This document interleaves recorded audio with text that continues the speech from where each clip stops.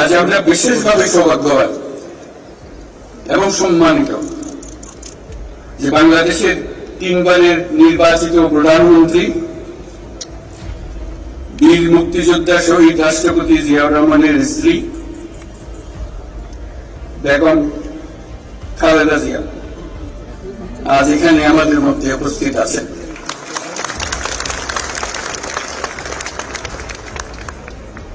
এক যুগ ধরে তিনি এই মহাসম্মেলনে অংশগ্রহণ করার সুযোগ পান নাই, আজকে সুযোগ পেয়েছেন। আমরা সবাই আনন্দিত এবং গর্বিত যে আমরা এই সুযোগ দিতে পেরেছি আপনাকে।